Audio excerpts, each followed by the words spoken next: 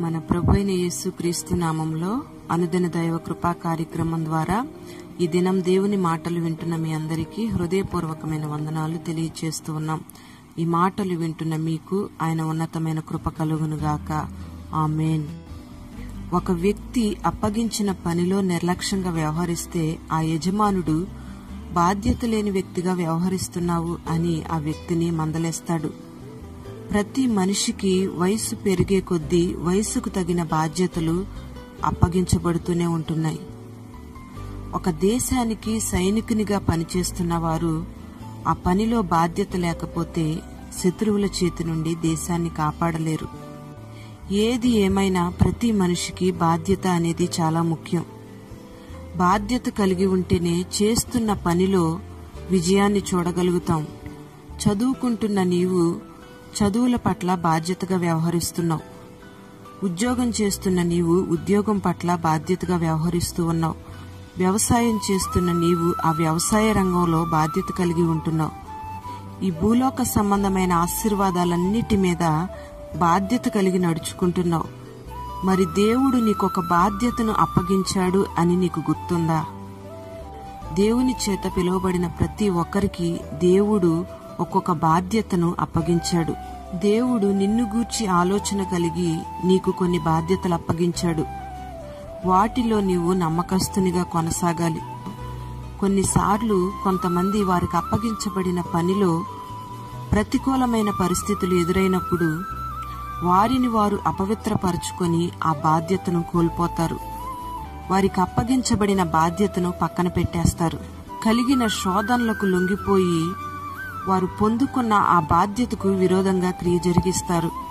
వారికి కలిగిన బాధ్యతలన్నీ కూడా పక్కన పెట్టి ప్రవర్తించే వ్యక్తులను మనం అనేక మందిని చూస్తూ ఉంటాం.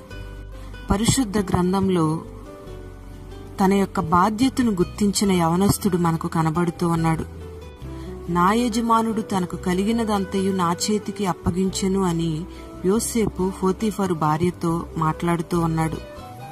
పోతీఫరు భార్య యోసేపును పాపం చేయడానికి పదే పదే ప్రేరేపిస్తూ ఉన్నప్పుడు యోసేపు తన యజమానుడు అప్పగించిన బాధ్యతను గుర్తెరిగాడు. తన యజమానుని పట్ల విశ్వాస్యత గలవాడై ఉండగోరాడు. తన బాధ్యత, తన కర్తవ్యం ఏంటో బాగుగా తెలుసుకున్నాడు. యోసేపు అపవిత్రతలో పడకుండా తనకు అప్పగించిన బాధ్యతను గూర్చి గ్రహింపు కలిగి ఆ బాధ్యతను సంరక్షించుకోవడానికి శ్రద్ధ కలిగి ఉన్నాడు. యవనస్తుడైన యోసేపుకు కలిగిన అంతటి భయంకరమైన శోధనలో తన బాధ్యతను యోసేపు కాపాడుకోవడానికి గల కారణం ఏమిటంటే దేవుని యందు భయభక్తులు కలిగి ఉండటమే. Praise the lord. అంతేకాకుండా నేనొకవేళ ఈ శోధనలకు లొంగిపోయినట్లయితే నా యజమానుడు అప్పగించిన బాధ్యతకు, దేవుడు నాకు అప్పగించిన బాధ్యతకు విరోధంగా క్రియ చేసిన వాడనవుతాను అనే తలంపే యోసేపుకు ఈ శోధనలో విజయాన్ని తెచ్చిపెట్టింది. Praise the lord.